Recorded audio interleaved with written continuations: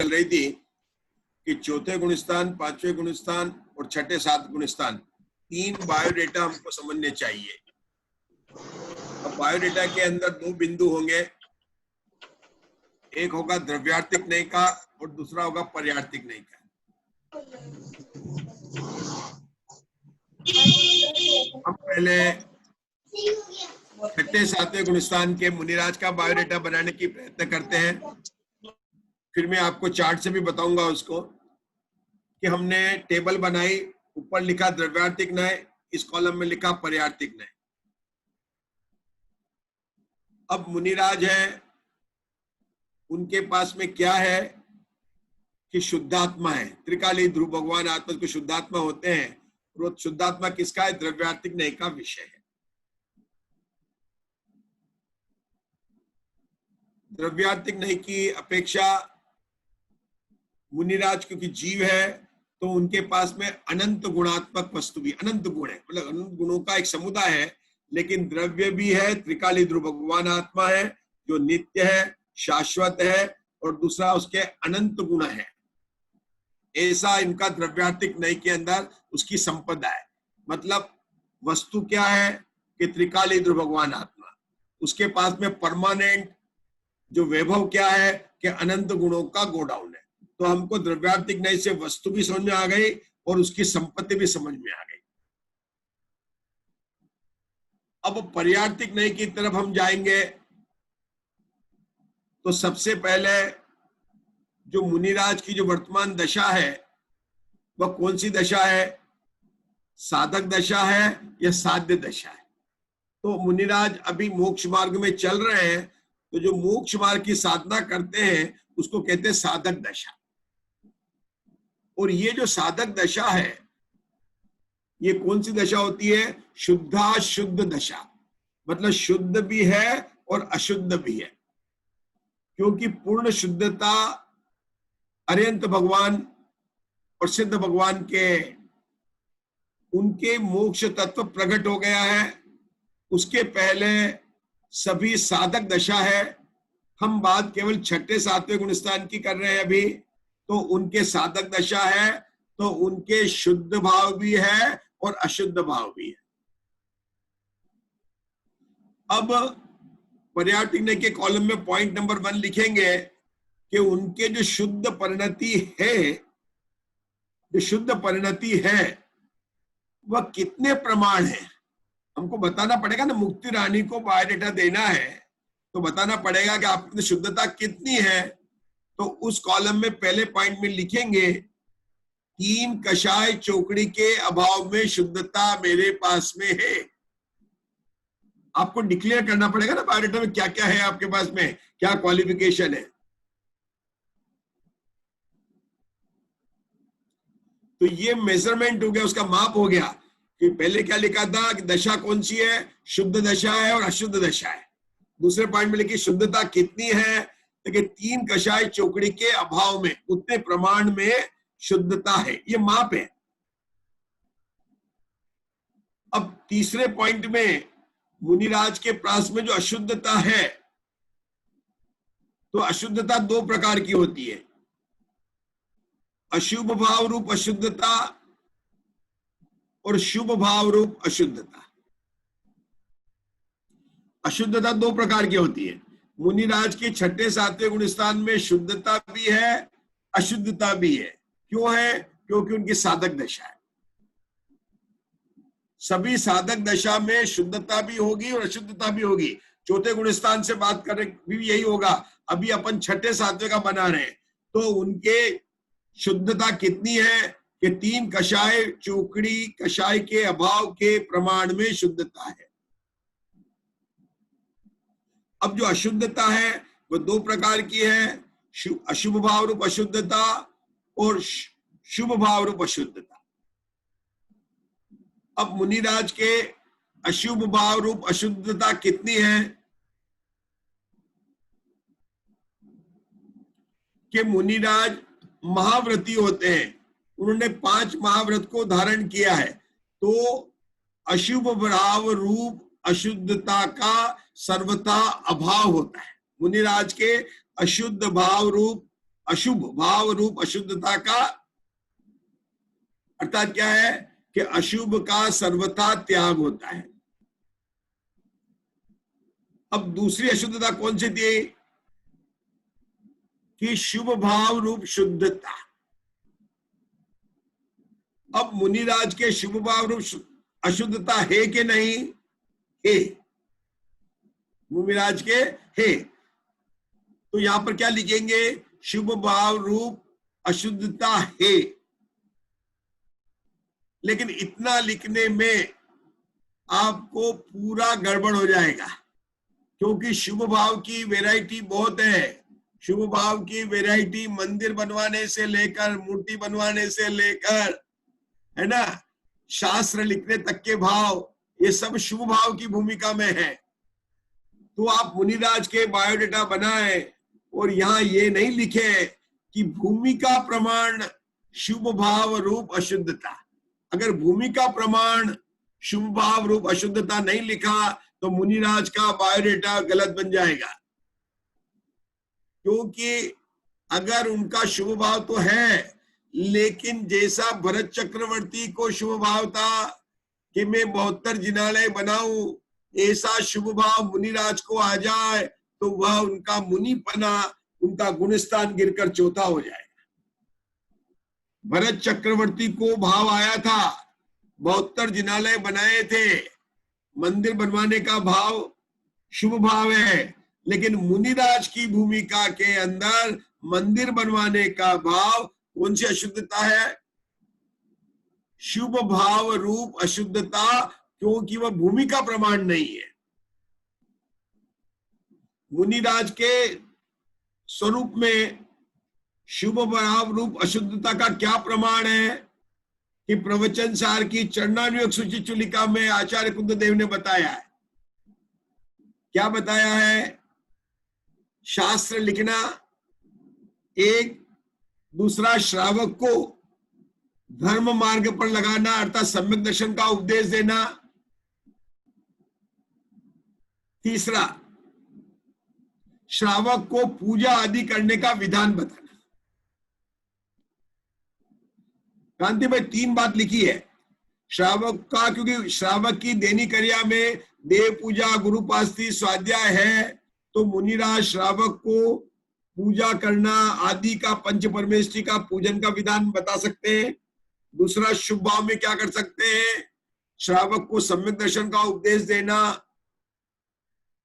और शास्त्र आदि की रचना करना। ये सब श्रावक के मुनिराज की भूमिका में शुभ भाव है। इसके अलावा जितने भी शुभ भाव हैं वे उनकी भूमिका प्रमाण नहीं होने से मुकेश भाई उनको अशुभ भाव में लेंगे वैभव जी, क्योंकि आप किस लेवल के पर हैं, जिस लेवल पर है उस लेवल से आपका एग्जामिनेशन होता है और उसी लेवल से क्वेश्चन पेपर बनता है। अगर आपका चौथे गुण स्थान का बायोडेटा बन रहा है और वहां पर आपको मंदिर बनवाने का भाव आया है तो आपको डबल प्लस मिल जाएगा, क्योंकि श्रावक को मंदिर बनवाने का भाव होना, जिन प्रतिमा को विराजमान करने का भाव होना, डबल नहीं ट्रिपल प्लस मिलेगा आपको, ट्रिपल ए कैटेगरी मिलेगा। और मुनिराज की भूमिका में उसमें कैटेगरी में सब माइनस हो जाएंगे, माइनस माइनस माइनस। ठीक है, तो अपने कितने पॉइंट हो गए, शुद्ध शुद्ध अवस्था हो गई, अपना दूसरा पॉइंट हो गया 3 कषाय चौकड़ी के अभाव में उनकी शुद्धता है, अपना तीसरा पॉइंट हो गया भूमिका के प्रमाण अशुभ भाव का त्याग है, और नहीं अशुभ भाव का सर्वथा त्याग है, करेक्ट कर लीजिए, तीसरे पॉइंट में अशुभ भाव का सर्वथा त्याग है, और चौथे पॉइंट के अंदर भूमिका प्रमाण शुभ भाव है। कोई रिपीट करेंगे, आशा बेन तलाटी रिपीट करेंगे, आपने क्या लिखा 4 पॉइंट, तो अपने को सबको रिवाइज हो जाएगा। बोलिए। एक मिनट पंडित जी साहब, मेरा एक प्रश्न है। हाँ 1 मिनट ये रिपीट कर लेते 1 सेकंड के लिए, हाँ रिपीट करो, बोलो आशा बेन। आपकी आवाज नहीं आ रही आशा बेन, वो म्यूट खोलना पड़ेगा।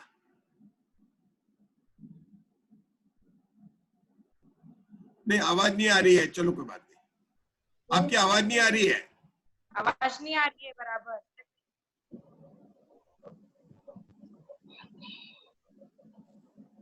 अब आएगी, बराबर, अब आएगी।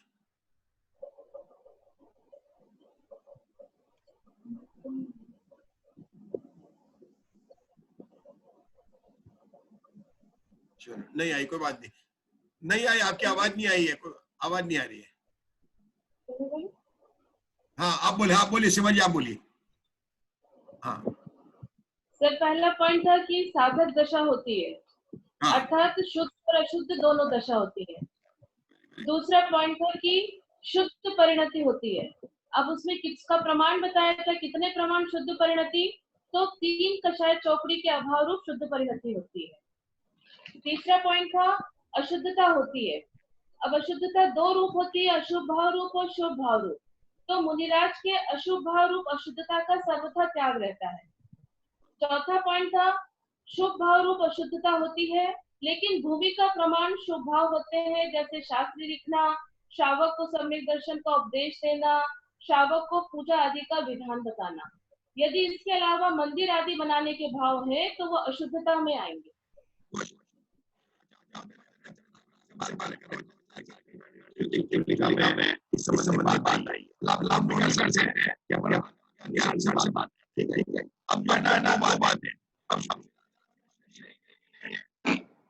पंडित जी आवाज नहीं आ रही, आवाज कट रही है। अब आ रही है? नहीं, आपका आवाज क्लियर नहीं आ रहा है। अच्छा, नहीं आ रहा है। अब वो आवाज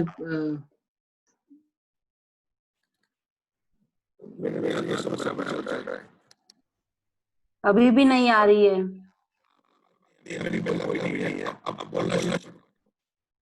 नहीं, आप मेरे को होस्ट बना के लॉग आउट करके लॉग इन कर लीजिए एक बार। अच्छा, सब हो गया है। की क्रिया भी है, शरीर है और शरीर की क्रिया भी है, क्योंकि उनके पास में हाथ में कमंडल भी है और पीछी भी है। पीछी वो संयम का साधन है तो शरीर की क्रिया के लिए, और कमंडल है वो मतलब संयम के साधन के लिए पीछी है, और शरीर की जो है उसके लिए उनके पास में कमंडल में पानी है। तो शरीर है और शरीर की क्रिया भी है। अब शरीर की क्रिया में हाथ से लिखना, मुंह से बोलना, वाणी, ये सब शरीर की क्रिया है, जड़ की क्रिया है। ये जो वाणी निकल रही, मुनिराज उपदेश देते हैं, शास्त्र लिखते हैं, मुकेश भाई ये शरीर की क्रिया में लेना पड़ेगा आपको, क्योंकि आत्मा में बोलने का गुण ही नहीं है, आत्मा में उपदेश देने का कोई गुण ही नहीं है। तो मुनिराज के पास में शरीर भी है और शरीर की क्रिया भी है। गणेश भाई, शरीर भी और शरीर की क्रिया भी है। अब जो शरीर है और शरीर की क्रिया है, उसमें जो मुनिराज का जो शुभ भाव है, उसके बीच में निमित्त नैमित्तिक संबंध है। हम इसको चार्ट बना के बताएंगे, आपको अच्छा लगेगा, बताएंगे। अभी आप लिखिए अपने हिसाब से। कुल कितनी बातें हो गई? 5 या 6 बात हो गई, अपने पॉइंट हो गए 6, क्योंकि अपने पहले 2 पॉइंट लिए तो 6 हो जाएंगे मेरे ख्याल से। तो जो 5वें और 6ठे पॉइंट में, चाहे वो शरीर हो और उसके साथ में बाद में जो भी उनके जो पुण्य है, जो भी उन्हें सहयोग मिले हैं, उनके साथ में जो भी बात है, उसके साथ में निमित्त नैमित्तिक संबंध है। जैसे उनका विहार हुआ, आहार हुआ, उपदेश हुआ, ये सब शुभ भाव की क्रिया में, ये क्रिया है शरीर की क्रिया में शुभ भाव का निमित्त है, निमित्त नैमित्तिक संबंध है।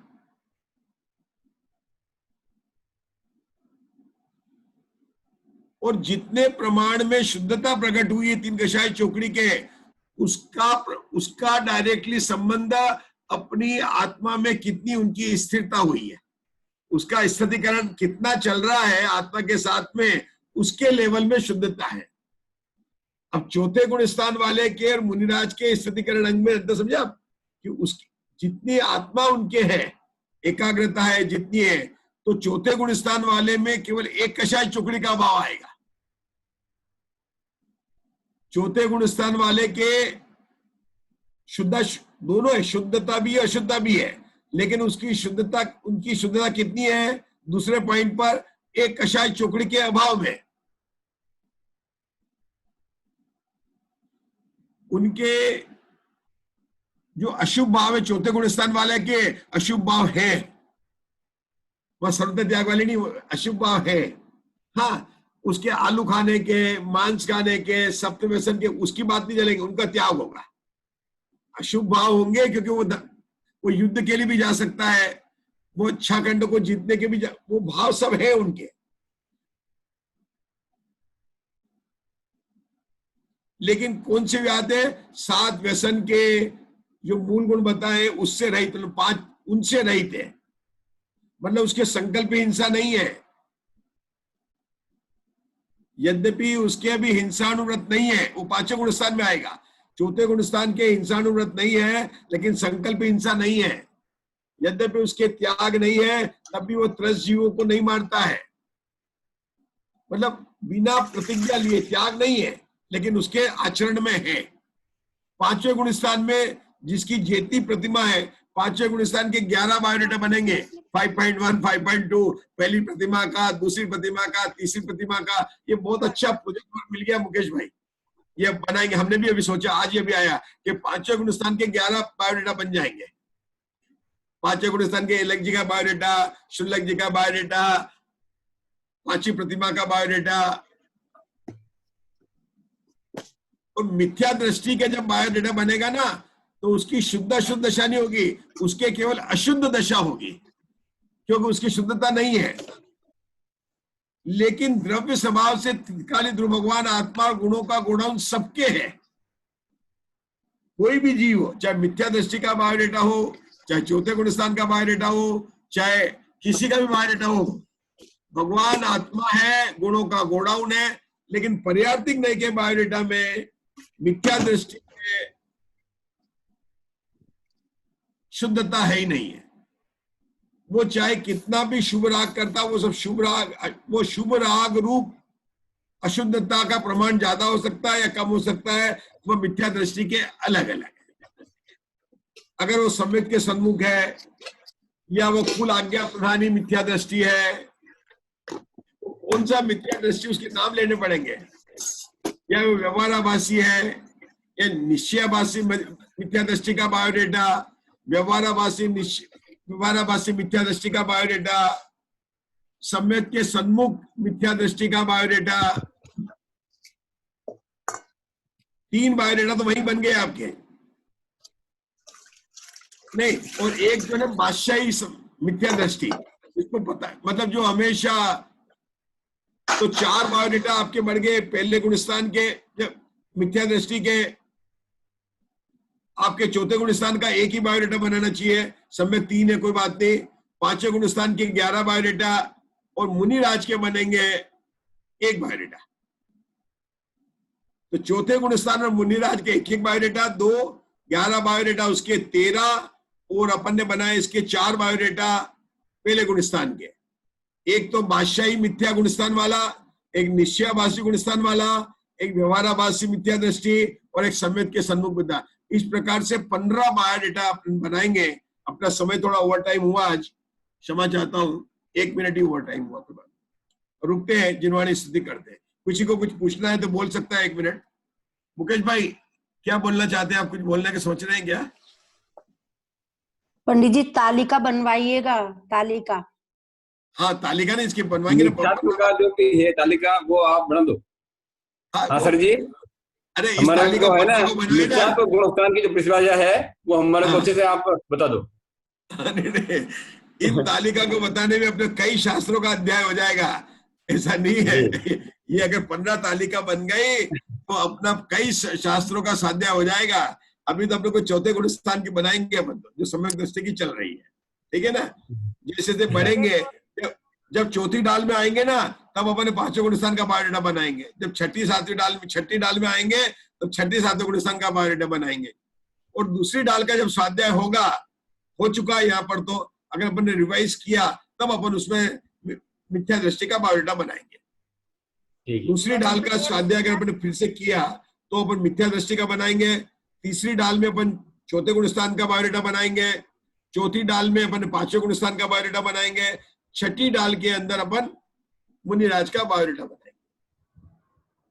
मेरे को एक प्रश्न था। जी। ये जो आपने अशुभ भाव का सर्वथा त्याग बोला है, तो मुनिराज फिर के। हाँ, मुनिराज के, तो एक कषाय चोकड़ी जो रहती है उनकी जो सत्ता में, फिर उसका क्या? नहीं, वो देखिए शुभा बोला ना, पंच महाअनुव्रत जो ना, जो उन्होंने धारण हाँ। किया, सब पापों का माने सब पापों का सर्वथा त्याग होता। सकल व्रति मुनिराज, सकल व्रति नहीं, मुनि सकल बड़ भागी। नहीं, वो तो जो वो सकल व्रति संजलन हाँ कषाय होती है उनके पास, तो हाँ उसका फिर वो अशुद्धता में नहीं जाएगी क्या? बिल्कुल जाएगी, वो अशुद्धता बिल्कुल जाएगी। उसको वहां पर अंतर कर दिया हमने, बुद्धिपूर्वक राग और अबुद्धिपूर्वक राग, ओके। है ना। उसको अपन ने बुद्धिपूर्वक राग और अबुद्धिपूर्वक राग कर दिया है। अब जो अपन कहते हैं ना, जो बिना जाने गलती हो जाए उसको तो माफ कर देंगे, लेकिन जो जानकर गलती करता है उसकी बात अपन कर रहे हैं। अब गलती तो किसी से भी हो सकती है। तो अबुद्धिपूर्वक राग में जब तक 10वें गुण स्थान तक मोह है तब तक अशुद्धता है। देखिए वो भी अशुद्धता है, 11वें 12वें भी अशुद्ध अलग है। उसकी बात जब करेंगे, शुद्धता अमल दशा जो है 13वें गुण स्थान में प्रकट होती है। मोहनी कर्म के नाश होने से 11वें 12वें गुण स्थान में जो चारित्र मोहनी कर्म रूपी अशुद्धता थी वो चली जाती है। लेकिन 11वें 12वें गुण स्थान में भी ज्ञेयार्थ परिणमन है, ज्ञप्ति परिवर्तन है, उस रूप अशुद्धता है, उसकी बात अलग है, लेकिन अशुद्धता वहां भी है। हाँ, पर यहाँ छठा सातवां गुण स्थान लिया है अपन ने, तो संजलन अशुद्धता कषाय बोलनी है। पड़ेगी ना। हाँ, थोड़ा अशुद्धता बोलनी पड़ेगी। हाँ, अपन अशुद्धता बोलते हैं, इस तरह से बोलते हैं ना, जैसे अपन ने पहले ही बोल दिया ना, 3 कषाय चौकड़ी के अभाव में शुद्धता लिखी है। हाँ, अपन ने हाँ, पहले वहां लिख दिया है, और अपन ने संतुलन को वहां पर कहा है, अपन वही मान लिया ना। अपन ने जो हाँ। दूसरे पॉइंट पर लिखा है कि 3 कषाय चौकड़ी के अभाव में बात कर रहे हैं हम, तो वहीं पर तो मैंने लिखी, वो तो बात ऊपर आई गई ना दूसरे पॉइंट में कि एक कषाय चौकड़ी संजलन कषाय की चौकड़ी के प्रमाण में अशुद्धता है, वो तो दूसरे पॉइंट में ये बात हो गई। अब 3 कषाय चौकड़ी के प्रमाण में शुद्धता हुई है, तो कितनी अशुद्धता उसकी बात अपन ने नीचे की है। ठीक है, उसमें आगे अपने बायोडेटा में आ गई आपकी बात। अपने ये 11वें और 12वें गुणस्थान में कौन सी शुद्धता आएगी सर? 11वें और 12वें गुणस्थान में जो है ना, ये जो केवली भगवान युगपद जानते हैं ना, उनके ज्ञप्ति परिवर्तन होता रहता है 11वें 12वें गुणस्थान में। मतलब उनको एक सारे गे एक साथ नहीं जानते, एक गे से दूसरे गे, दूसरे गे से तीसरे गे में जाना, तो ये हुई अशुद्धता। जी, क्षीण मोह भी रहता है ना वहां तक? नहीं, 11वें 12वें मोह नहीं है। 11वें 12वें में वितराग दशा प्रकट हो चुकी है, उनके केवल ज्ञप्ति परिवर्तन है। अब अभी वो विषय यहाँ हुआ नहीं है, तो उसकी चर्चा अभी नहीं लेते हैं। अब एक बात और है, एक निवेदन है आपसे कि मिथ्यात्व गुणस्थान का जो आपके पास में बायोडेटा है, वो अगर हमारे को आप भेज दो तो वो बनाना पड़ेगा।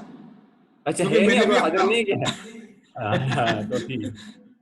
ये बायोडेटा की बात तो आज निकली ना अपने इस स्वाध्याय में। देखो ऐसा अपन स्वाध्याय करते हैं तो नई नई बात निकलती है जी, ठीक। ये तो ये बायोडेटा की 15 बायोडेटा की बात कभी नहीं निकली। अभी 15 बायोडेटा के अपन चार्ट बनाएंगे धीरे धीरे, लेकिन अपन ने अपना होमवर्क तो ले लिया ना, सब ट्राई कर सकते हैं। ये 15 बायोडेटा अगर बन गए ना तो पूरा मोक्ष मार्ग क्लियर हो जाएगा आपको।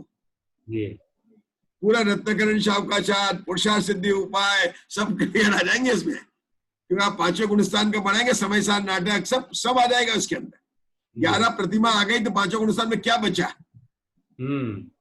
और अगर आपने 6ठे 7वें गुणस्थान का बनाया तो पूरा मूलाचार का स्वाध्याय करना पड़ेगा आपको। 6ठे 7वें गुणस्थान का बायोडेटा बनाना मतलब मूलाचार पढ़ना, और अपन पढ़ रहे हैं अभी तीसरी ढाल, तो अपन 4थे गुणस्थान का ही बना पाएंगे बायोडेटा ना। लेकिन मैंने उसकी जो बायोडेटा में अपने को टेम्पलेट दे दी मैंने आपको, जैसे अपन भेजते ना, अपन जैसे आप किसी बच्चों का शादी कराना हो तो बोलते ना कि डेट ऑफ बर्थ लिखो, फोटो भेजो, ये रेफरेंस देखो, सब लिखते हैं। तो अपन ने यहाँ पर अपना बायोडेटा बनाने का टेम्पलेट बना दी कि कैसे बायोडेटा बनेगा। कुल अपने पास में इधर 6 पॉइंट है, उधर 2 पॉइंट है, 8 पॉइंट अपने उसके अंदर विस्तार होगा बस। ठीक है ना, चलो रुकते हैं। हाँ बोलिए। 3 कषाय चौकड़ी रूप अशुभ भाव अशुद्धता का सर्वथा त्याग। 3 कषाय चौकड़ी लगा दी इसमें। 3 कषाय लगाए ना अपन ने, लिखा भी है 3 कषाय चौकड़ी अभाव, अनंतानुबंधी, अप्रत्याख्यान, प्रत्याख्यान, 3 कषाय चौकड़ी का अभाव है, 1 कषाय चौकड़ी है विद्यमान। तो हमने जो उनकी शुद्धता जो बोली है ना, वो केवल 3 कषाय चौकड़ी के अभाव में बोली है। तो आपका प्रश्न वो संजलन कषाय की अशुद्धता को हमने वहां ले लिया दूसरे पॉइंट में,